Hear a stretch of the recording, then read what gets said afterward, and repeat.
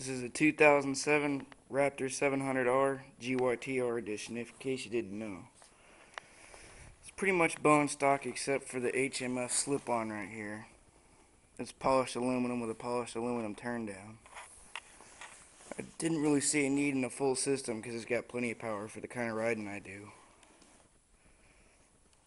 Didn't really bother cleaning it up because I thought you guys might like to see it in just its normal state, you know, dirty.